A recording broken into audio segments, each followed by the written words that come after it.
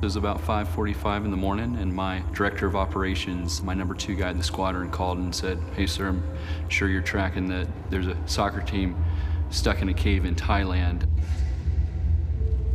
It's a long way in. Most of them don't even know how to swim, let alone dive, and we're all wondering how this is going to possibly work. And to be honest, the prospects are bleak. So we go into the cave, and it was completely dark, but I could just sense, like, oh my gosh, there's like 12 children and a coach in here, and I'm just in the entranceway, and I'm spooked out. I can't even imagine.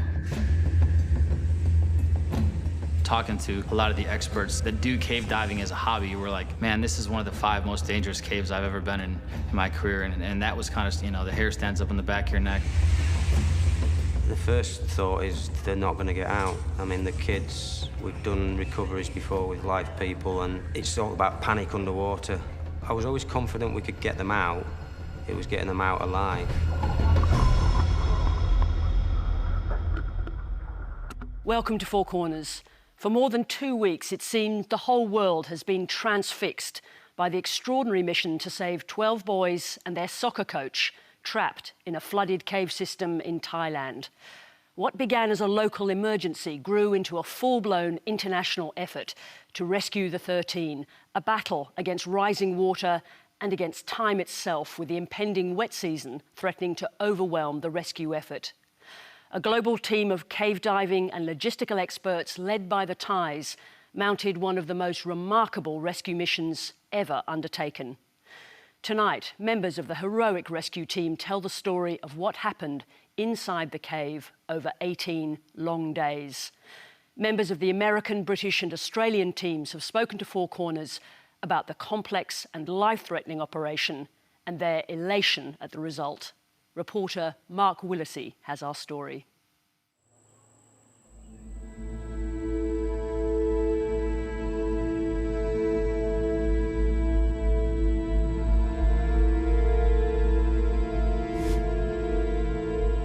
Saturday afternoon, June 23rd. 12 boys and their soccer coach head into the rugged mountains of northern Thailand for a trek. They pose for photos before riding to the Tum Luang Cave, a place they have visited before. They are expected to return home to their nearby village later that day. A dozen members of a youth football team and their coach are missing after they entered a cave in northern Thailand. A massive rescue effort has been launched. Investigators believe the teenage boys and their coach crawled into the cave and they never came out. Search and rescue crews are on the scene trying to locate the boys. It's believed the team has been trapped by a flooded stream near the cave entrance.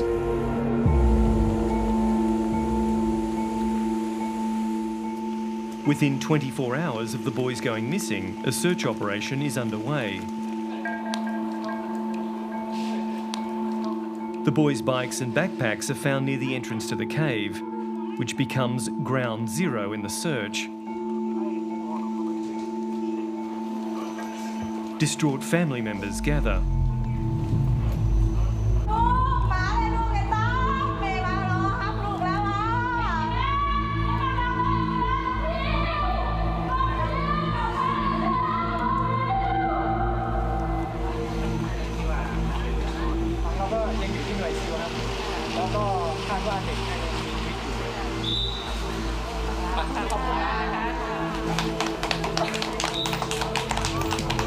ก็อยากให้ปลอดภัยทุกคนเนาะก็คาดหวังว่ามีเหมือนกันก็อยากให้น้องเขาออกมาปลอดภัยทั้ง13คนนะคะ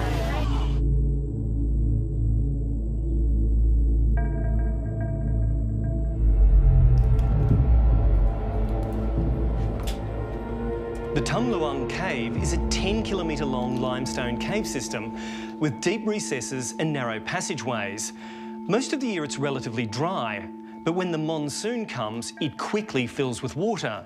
And when that happens, the cave is impossible to enter or to leave. The water levels are now rising, and the boys cannot swim.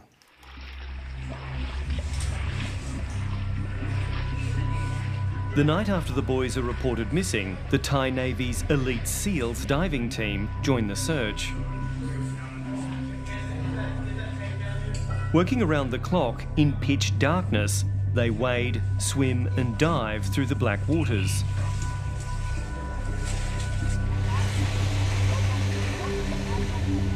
At the same time, agencies and volunteers begin the mammoth task of pumping water from the cave and surrounding area.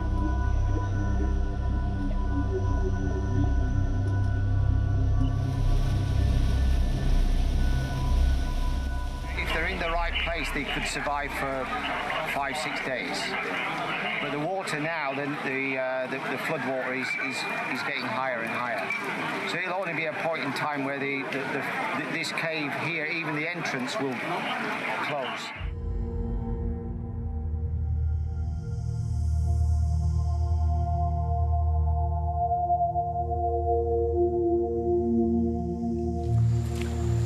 By day 3, the search has escalated into a major military operation.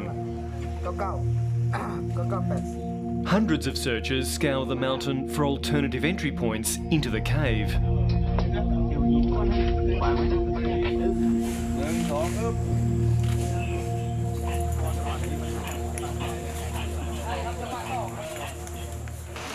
ความลึกคร่าวๆประมาณ 6-700 เมตรครับหมายถึงว่าแนวดิ่งแนวดิ่งลงไปครับเกือบกิโลใช่ครับแต่ว่ามันมีชั้นของช่องหลายๆชั้นไม่ได้ดิ่งตรงใช่ครับก็คือเป็นสเต็ปไปเรื่อยๆมันสามารถพอลงไปแล้วก็พักแล้วก็หย่อนไปได้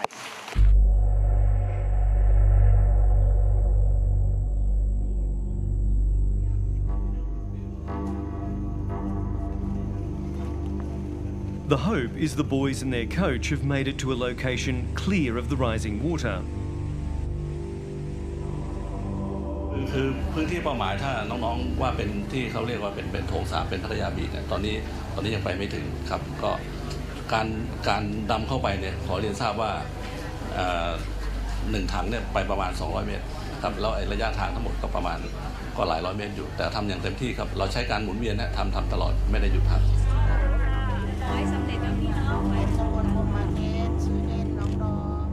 All the relatives can do is pray. ครับขอให้น้องๆทุกคนปลอดภัยครับเพราะว่ายังเชื่อว่าทุกคนยังรอดชีวิตอยู่ครับ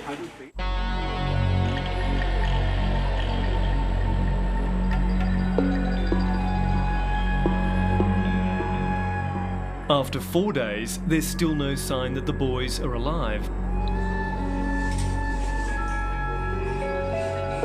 The Thai Navy SEALs are unable to navigate the labyrinth of tight passages filled with murky floodwater. Thai authorities called for international help. You got a rebreather?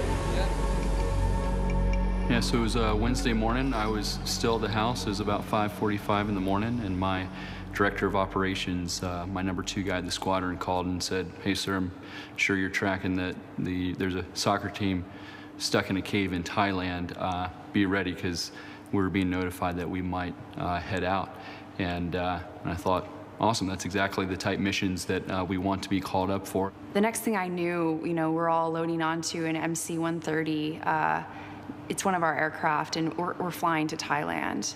Landed at about 1 o'clock in the morning on the 28th of June, and then key leadership pushed straight to the cave site. Did you guys go into water? No, we tried to go into the cave. They pulled us back after about 15 minutes. So we go into the cave, and it was completely dark, and I'm walking in thinking this is so surreal. I mean, it's so dark. A few of us had headlamps. I did not, so I'm trying to tag along as closely as I can to some of the other members of the team. But I could just sense oh my gosh, there's 12 children and a coach in here. And I'm just in the entranceway, and I'm spooked out. I can't even imagine. 2 British cave divers have also been called in by the Thais. Rick Stanton and John Valanthan are considered the best in the world and are the first to dive deep into the cave. They brief the Americans on the daunting task ahead. The technical experts from the United Kingdom, they had begun diving much sooner than us, and getting their feedback was also invaluable. You know, those were when the rain levels were the highest, and they were saying, hey, you know, in cave diving, you have to be able to lay line, you have to be able to have a way out if you're going in. And they were saying the currents right now are not manageable. You know, we've been battling to try to move forward. The rains are still falling, the flows are getting higher, the visibility is zero, the water's cold. Like, let's take a minute, everybody take a deep breath, and let's come at this from a collective perspective of how can we tackle a really complex problem that I think over the next few days and even weeks we realize like has never been done before. On Sunday, July 1st, a break in the rain allows the rescue dive team to set up a base inside one of the cave chambers.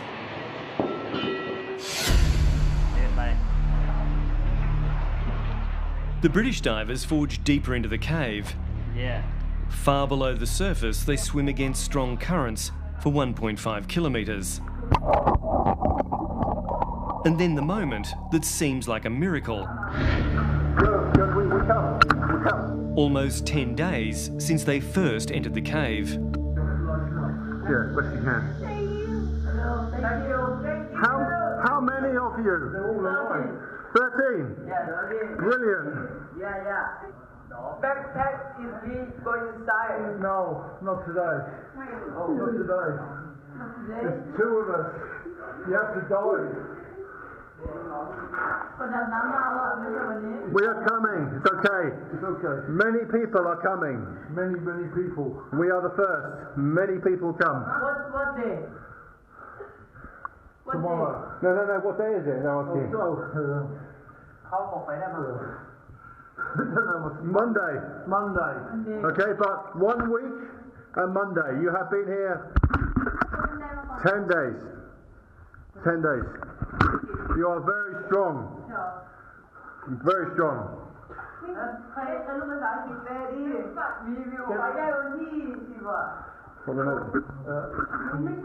We just go up. Okay, go back. We come. I know, I understand. We come. Okay, we come.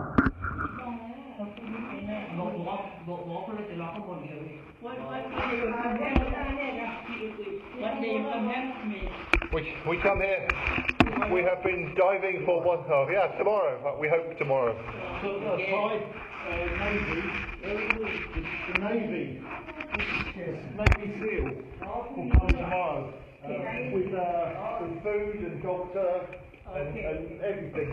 Today, you have a light. We give you more light. You go up. Oh, that's okay. Up. That looks fun. I am really happy. We are happy too. Yes. Thank you so much. Thank you so much. Okay. So where you come from? England, UK. Oh. Initially, it's a huge sigh of relief. Okay, the boys were able to find a high enough ground. They've survived this long, you know, with some of the higher flood levels in the cave. But then it was scary because we realized how far back they were in. There have been diving rescues that are done consistently and cave rescues that are done consistently, but cave diving rescues are very rare, and none of them have ever been done with 13 people 2.4 kilometers into the earth. The families feel like their prayers have been answered, but it turns out their ordeal has only just begun. The boys and their coach have been without food for a week. They're tired and afraid. The only way out of the cave is by diving, and as far as we know, the boys can't even swim. After locating the boys, the British divers, Stanton and Valanthan, call in reinforcements from home. I'm a member of the British Cave Research Council diving team, so that's how I got called in. And when you hear that it's 12 children and a young coach, they're in this situation, what's your first thought about the options or the viability of getting them out? The first thought is they're not going to get out. I mean, the kids, we've done recoveries before with live people, and it's all about panic underwater. you can tell a kid whatever you want, but in an actual situation where you've got a kid underwater, they're more than likely going to panic. So at first we thought it's not possible to actually dive them out. Jason Mallinson's first dive into the cave confirms his fears. You're swimming against the current on the way in, so usually on the way in the visibility is not too bad. And usually fine, the first diver, but the first diver's finning, and that finning creates eddies in the water, which stirs up the silt, and then the second diver doesn't get such good visibility. And then the third diver gets even worse, so by the time you've got a fifth or a sixth diver in there, they're down to nil visibility. And then when you get to the end of the cave and you turn around and come out, you're with the current, so anything that you stir up at the end of the cave is going to flow all the way out with you, so you tend to have a much worse visibility on the way out. So it's a bit of a sort of a combat course on the way out.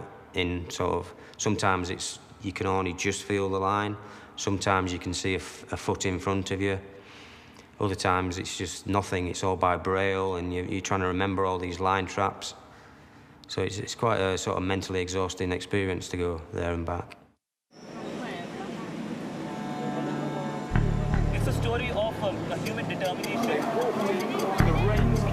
The unfolding drama is now a major international story. Hundreds of journalists are here in a makeshift muddy village at the foot of the Nung Non mountain. Thai people have also flocked to the site from all over the country to do whatever they can to help. A 24-hour tent city in the middle of this remote location is feeding and supporting thousands of people involved in the operation. Almost everything is being freely supplied. Everyone coming here, working long hours, hauling dirt, trying to, feed everyone and volunteer their time and probably their money and their expertise. It's a sign that when the chips are down, I suppose, people of many nations can come and work together. It's beautiful to see that. I can't even speak to the Thai leadership that we saw here in this operation, as well as to the people. I mean, it's such a beautiful culture. All the volunteers out there, giving their time and their resources and never losing hope. The operation has shifted from search to rescue. A party of Thai Navy SEALs, including a medic, reaches the stranded boys, bringing food, water, heat blankets and medical supplies.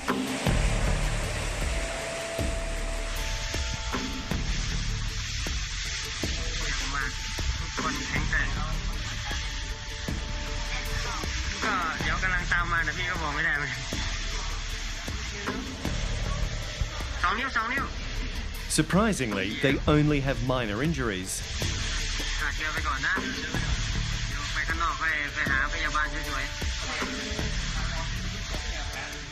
Waiting above ground, the boys' mothers are overjoyed as they watch the video of their sons. รู้สึกดีใจเจ้ายังดีใจว่าที่เขายังอยู่ปลอดภัยอะเจ้าดีใจเจ้าหูจะอู้จะเฮือเจ้าเพราะว่าต้องขอบคุณทุกคนตีช่วยลูกทุกคนเลยเจ้าขอบคุณเจ้าตาคิดถึงค่ะใจจะขาดเลย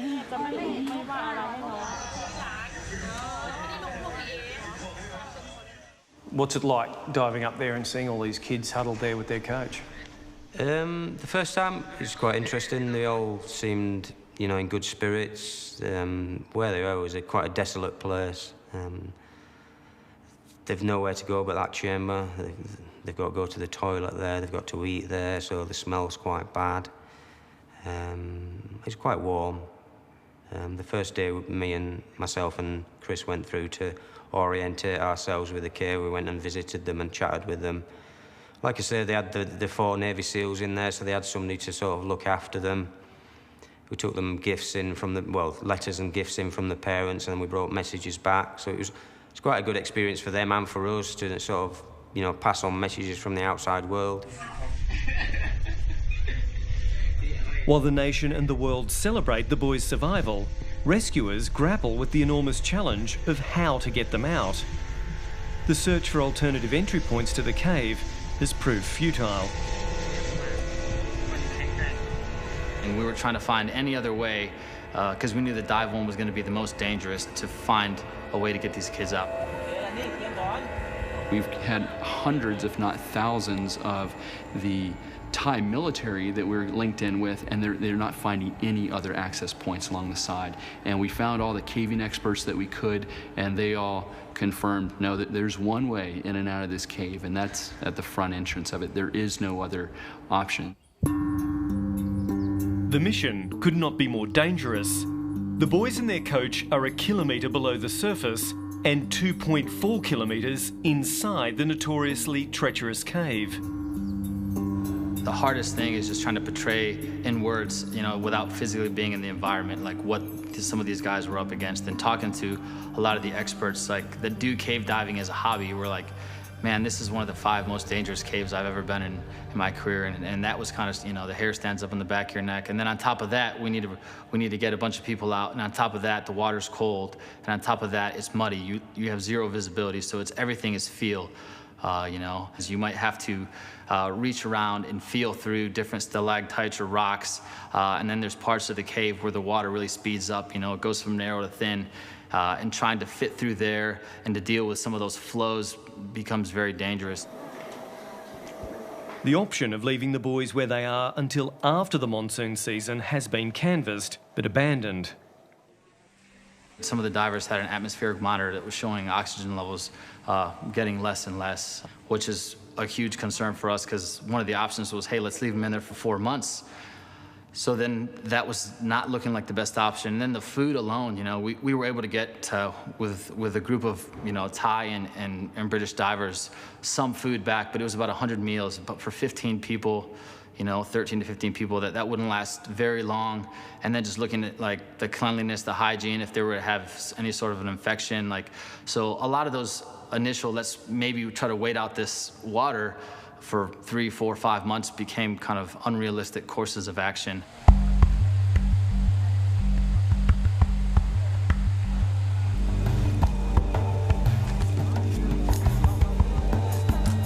Military engineers worked through the night to install a kilometres-long cable to deliver oxygen into where the boys are stranded. But the idea is quickly abandoned as it's impractical.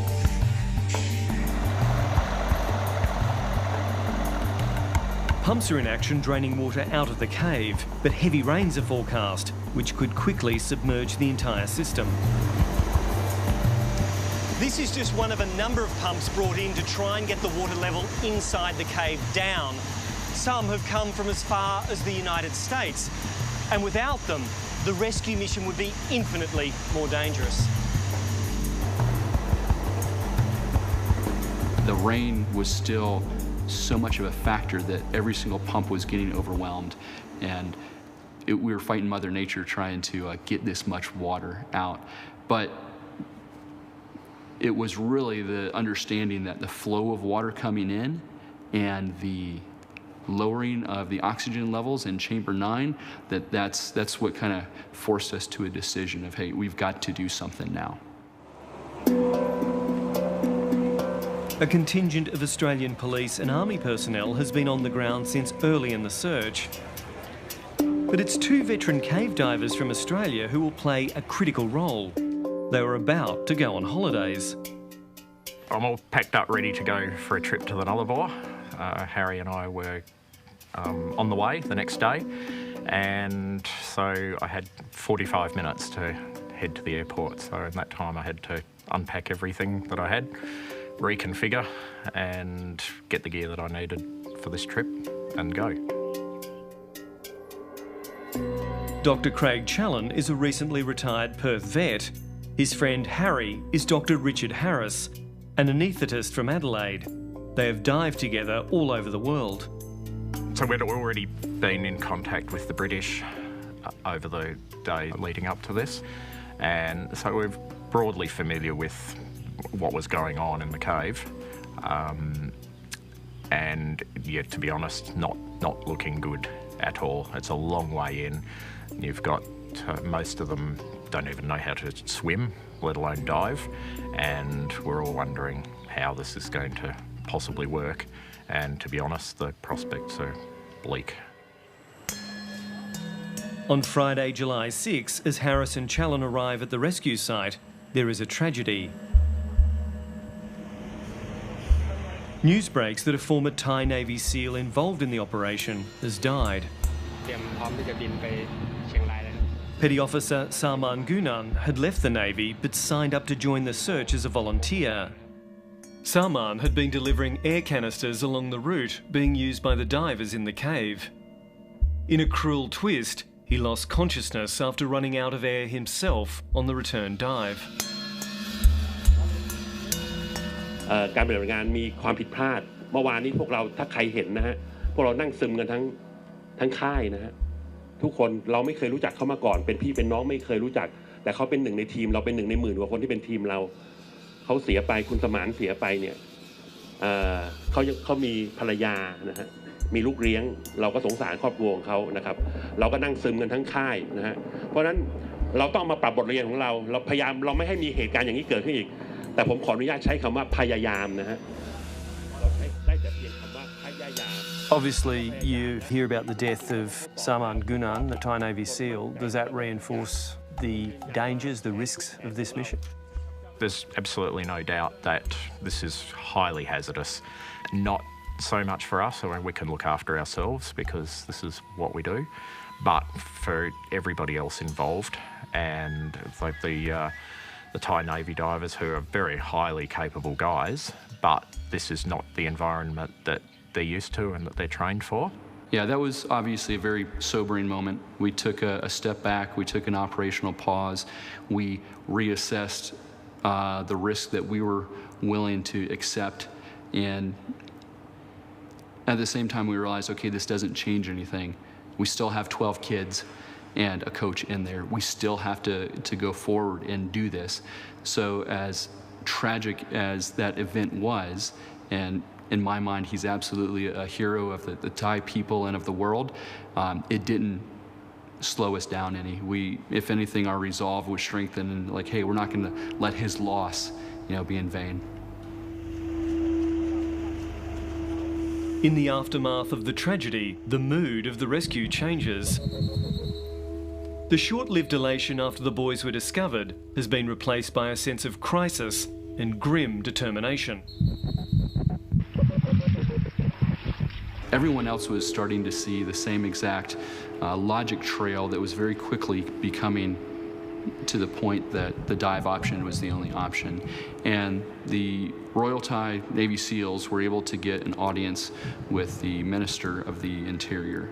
And they were able to do that because we feel like we had a pretty decent plan. And when we went and briefed the Minister of the Interior, we just laid it out to him in a very logical sequence. I told him that, sir, the eyes of the world are watching us. We've got 12 kids and a soccer coach that are trapped here. We've got emotions at a significant level here. And unfortunately, in these type situations, emotions are not your friend. Emotions are not helping us to make sound decisions. And I told the Minister of the Interior, sir, we are looking at this only from a logical standpoint. We're trying to remove all emotion. But now we're getting to the point where we only had one option. And if we did not make the choice to dive, then the circumstances surrounding the situation would make the decision for us. And I think they absolutely saw the logic of that, because very soon after that the Thai SEALs told us, hey, it's approved, so we're going to go in and we're going to do this. At that point, we started to do rehearsals. We did rehearsals of concept, but we would stage out exactly how we thought the cave was.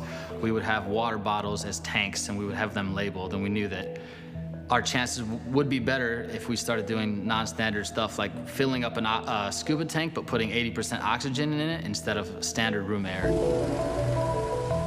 And then we looked at the actual, will these full face masks fit? Will these wetsuits fit? How are we gonna have their flotation or buoyancy compensators, So we had actual volunteer children, and the Thais were able to secure a pool at a school, and we went there and we actually dry rehearsed where we had divers and children wearing the equipment they were going to use for the rescue, practice swimming underwater, practice handing them off, going through all these details and trying to basically game out to the best of our ability what we could do to ensure that when it was actually the decision was made and they said, yeah, we want to enact this plan, that we could say, yeah, to the best of our ability, we have rehearsed everything collectively as a community, and we're going to give ourselves the best shot, even though we know this is high risk.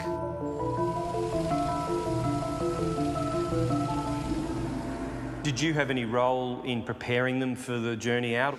Yeah, we'd get out of the water in the chamber, talk to them about what was involved. We would get out and kit them up with the correct kit, because we had to bring the kit in from outside each day. So we'd have to bring a wetsuit in. They get into the wetsuit.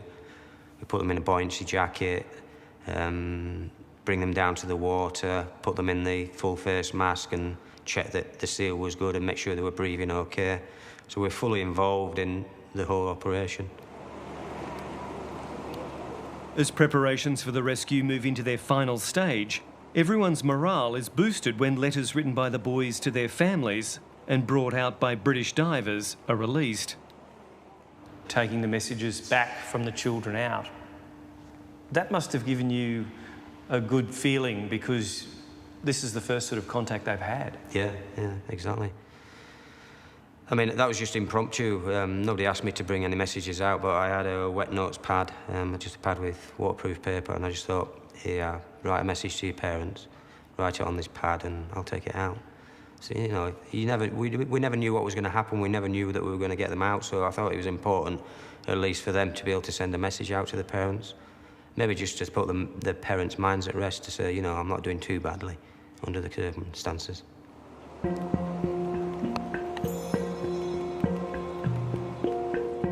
Mom and Dad, I love you. If I can get out, please take me to eat crispy pork.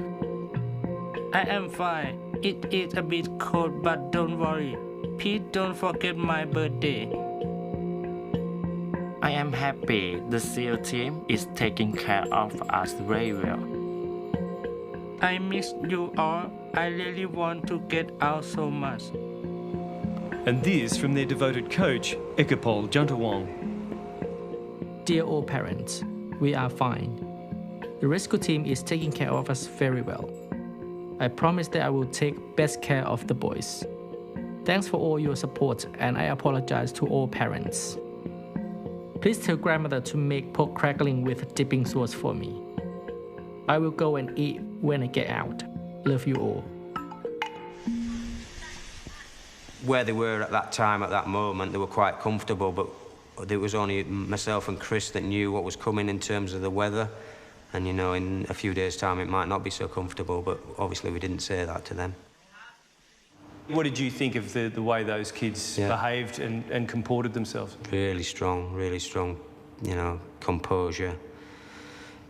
We told them about the plan, the vague details of the plan, that how we'd have to dive them out, and none of them were whimpering or crying or anything. They just accepted what we were going to do. Yeah, real mental strength from them, and which is really surprising considering their ages.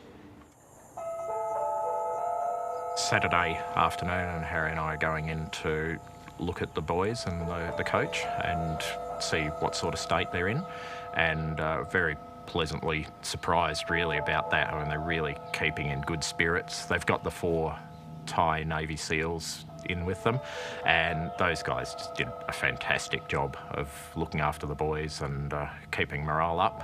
So everything was looking really good in there. They've had a few days of being fed after their 9 days without any food and very little water. So that aspect of it is good, but some of them are pretty small and fragile. A couple of them are only 30 kilos, so they're tiny little things, really. They're starting to get cold after that time of exposure. It was fairly warm in the cave, about 23 degrees, but over time, the dampness and that temperature just eats away at you, and they're starting to chill down, and all they had was the T-shirts and shorts that they went in with, so they didn't have much exposure protection. How was it decided who goes out first, who goes out in what batch, and when did the coach come out? So that was up to the boys and the coach and the Thai Navy. We told them what was going to happen and said, you choose your best men, and out they come. So it was nothing to do with us. Or strengths or weaknesses. Harry did not choose them, as has been suggested. So I think it was the bravest guys that came out first. So the risk level was incredibly high, and in my mind, the possibility, the probability of success was about as low as you can get. So you thought there's no chance of getting the 13 out? I didn't think that there was no chance, but when I was flat out asked, what do you think the probability of success was, I told the governor I thought maybe a 60 or 70% chance. So I was fully expecting that we would accept casualties, maybe 3, 4, possibly 5 would die.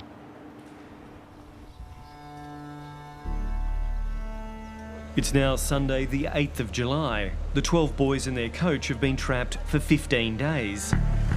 The conditions are getting worse as the monsoon closes in. There's a growing sense that it's now or never.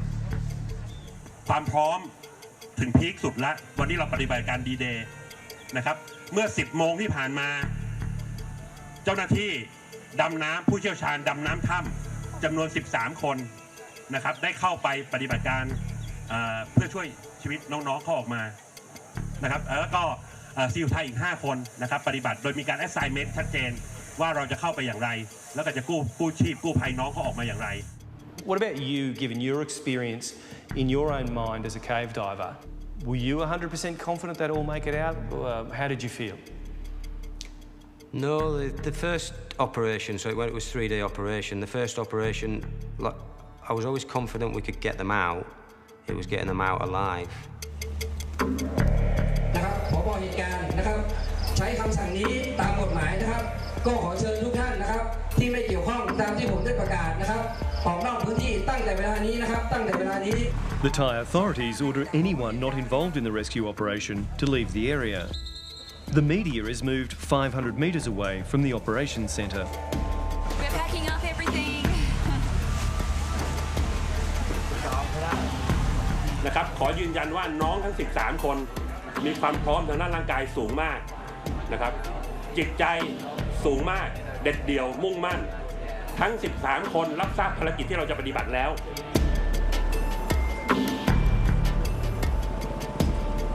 As night falls, a fleet of ambulances arrive. There's 13 of them, one for each of the boys and their coach.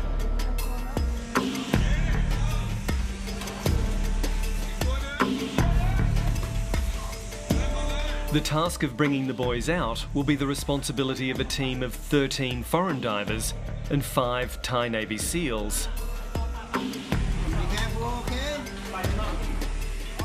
It will take them 3 hours to make their way through the narrow, dark passages to reach the boys. The main issue is, are these guys going to be taught to dive and dive out, or are they going to come out as a package and we're going to do everything for them? And it's really the former option wasn't going to be possible because of the language barriers and the fact that they're so young and so small. So they were going to have the whole thing done for them. So this is where the boys are here in Chamber 9. So there's a hill here. Craig Challen will play a key role along the route of the rescue. But it is the unique skills of his friend, the anaesthetist Dr. Harris, that will be critical to the success of the mission. And how are you keeping the boys calm? Yeah, so they did have some sedation to keep them calm, because the worst thing that could happen would be one of those guys panicking. And if you put me in a full face mask with no previous experience and dragged me out of a cave for it's about a 3-hour trip, then I would be terrified and probably panicking as well. Yep, they were calmed down a bit. Were they totally calm? The best, yeah. Yeah, so they were basically given an anaesthetic to knock them out. Yeah, they were. There wasn't very much activity there. An official source has told Four Corners that the Australian government negotiated immunity from Thai authorities for any Australian involved in the sedation of the kids, just in case something went wrong.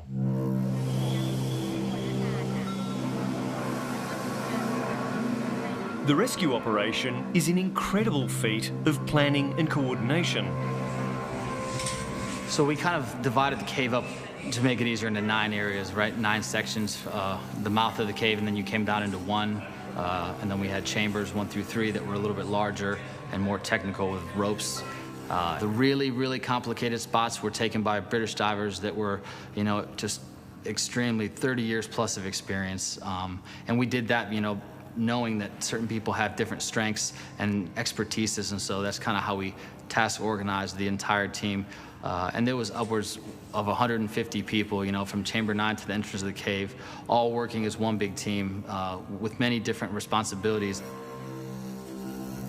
My role was one of the what we call recovery divers, so I would take a kid from Chamber 9 and bring him the whole way out.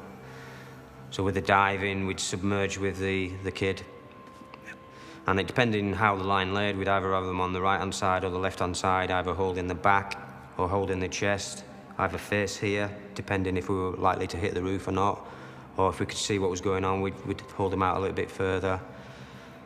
Swimming through the sump, the first day, reasonable visibility. I could see sort of a metre in front of me, so I didn't have to hold on to the line. By the last day, it was nil visibility, so it was much more mentally exhausting, and I had to have the lad really close to me, because if you didn't, you were bashing his head against the rocks, whereas if I had my head quite close to him and I extended my head above him, my head was bashing the rocks first, so the visibility was that bad you couldn't see the rock until you actually hit it. So each section of flooded section was a much slower process when the visibility was bad. I'm one of the divers, so where the boys are, there's a diving passage of about 350 metres. Then they come out of the water, have to have all the gear taken off them and get carried over some passage and then get back into the water again. That's about 200 metres or so over some rock piles, pulling them through a sump. And so I was at that stage de-kitting them after the first small dive, transporting them across that, getting their full face masks and all their dive gear back on again and getting them sent off with the divers. So after the first flooded section, there was quite a long dry section. We had guys there with a stretcher. So as soon as he came out of the water, he'd be into a stretcher and what we call a drag stretcher. So you can drag it along the ground to the next sump. And so Harry'd send them on the way. We'd dive them through the first flooded section where the drag stretcher was. Craig would assess them, make sure they were okay for the next part of the journey, assess them through the dry section until they get to the next sump, give us the okay that it was okay to continue. There were certain areas that involved floating them. There were certain areas that involved diving them, swimming them. If we have 2 rescuers per child, you know, and ensuring that just at all times, if there weren't 2, there was 1 always holding on to the child. So you physically got a grip on the child and you've got to then pass off to another diver. The visibility is that terrible, and I suppose the pinch points are terrible as well. Oh yeah, absolutely. And like I said earlier, it's not one section of the cave. Like, there was also sections where we had harnesses for the children, improvised harnesses, and there was huge 150 sections of high line where we would have them, you know, placed on the high line and maneuvered across these very, very steep caverns where we knew trying to walk them all the way down back into these muddy areas and tight areas would be real dangerous. They had a full face mask on, so it was basically that one thing that if the mask that they were using became dislodged and water entered that mask and it couldn't get it out, that was the one thing that would kill them. You got to a section, you know, the vertical section I was talking about, and by that time you've been in the system for 5 hours. You don't remember where the vertical section is, and the only time you find about it is when your head bangs against the wall there and you're trying to get yourself through this vertical section, but you can't remember exactly how it's laid out. So I'm trying to get myself through it, but I'm also trying to get a kid through it who's sort of horizontally in the water, trying to post him through. No, that doesn't work. Pulling back, trying to post myself through, that doesn't work. And you could spend several minutes at just one obstacle, to try and find your way through, and you know, eventually we did it, but it's a very slow process and quite daunting.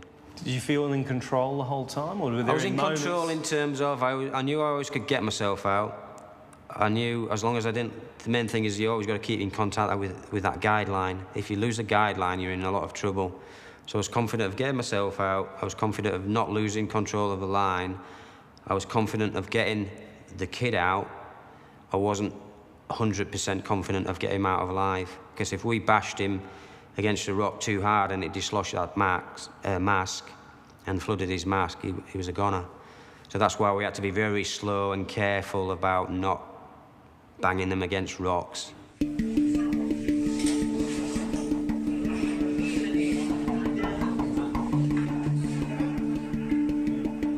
16 วันแห่งการรอคอยนะครับวันนี้เราเห็นหน้าหมูป่าแล้วนะครับ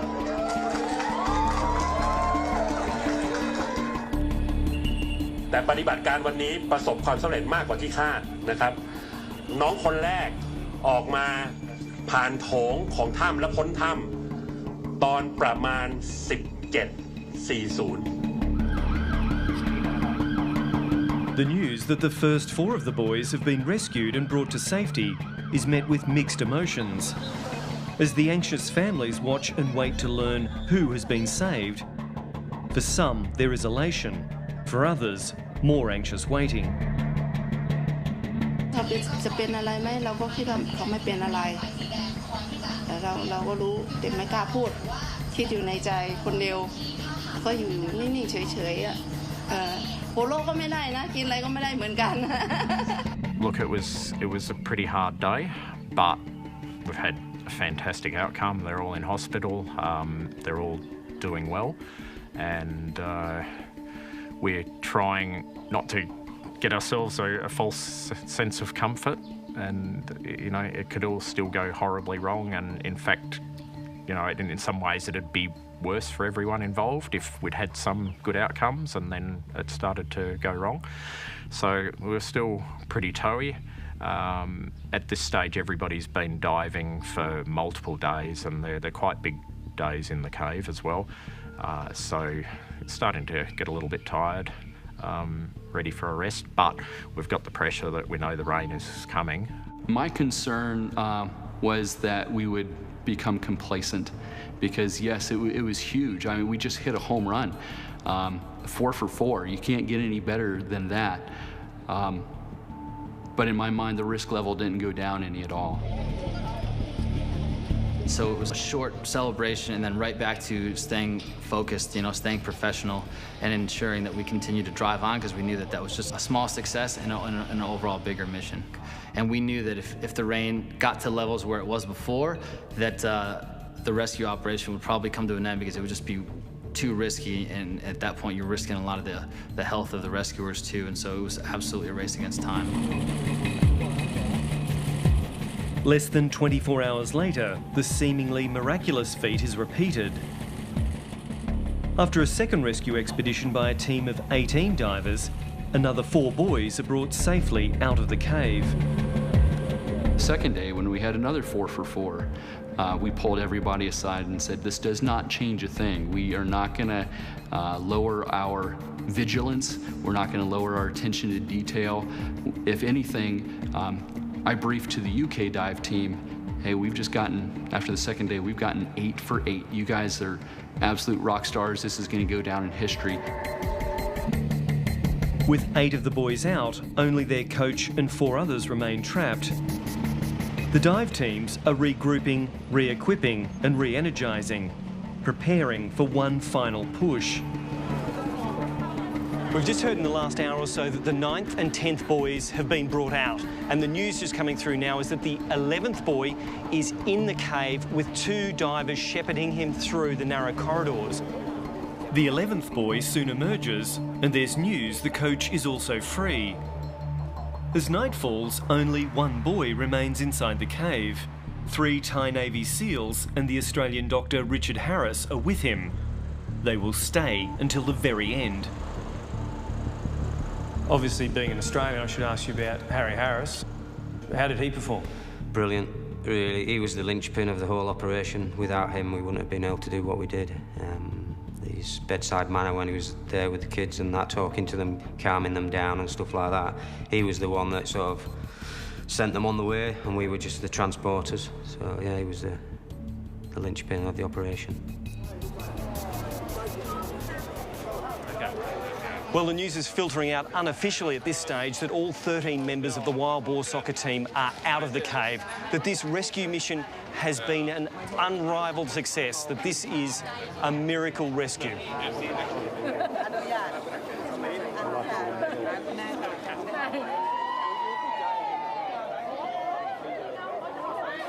The 18-day vigil is over. 5 out the last night. Yeah. It's an amazing story. How did you feel when you finally got that last member of the team? Quite emotional, you know. As we were getting closer and closer to the entrance, I got quite emotional. I don't normally, it's just what we were doing was to come out. And I've got a kid myself now, so it was quite a good feeling.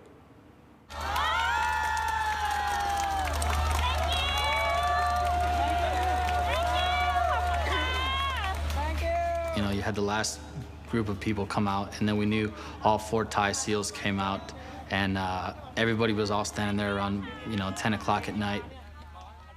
And we actually took a moment and let the emotions come back in, and I think that it really kind of hit you in the feels, and we were like, man, we just accomplished something as a huge team. It took all these different people coming together, and I think that the world was watching one way or another,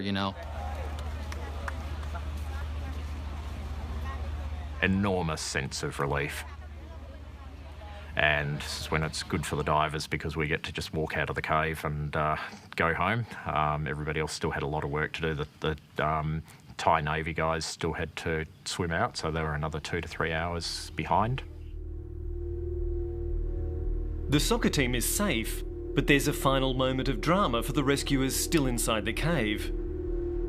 Yeah, I don't know if it was kind of a supernatural intervening, but one of the pumps back at Chamber 3 failed, and we had a fair amount of guys out there waiting for the last group of SEALs to come out, and we got the call, hey, water levels are rising fast. That was definitely a spike of adrenaline towards the end of the night. For the Thai authorities who led this mission, it is a dream result. ทีมไทยแลนด์ทีมราชการพร้อมเอกชนทีมสื่อมวลชนที่ช่วยกับเรารวมทั้งกำลังใจของทั่วโลกเราทำในสิ่งที่ไม่มีใครคาดคิดว่าเราทำได้เป็นครั้งแรกในโลกเป็นความภาคภูมิใจเป็นมิชชั่น possible ของทีมไทยแลนด์ที่ทำได้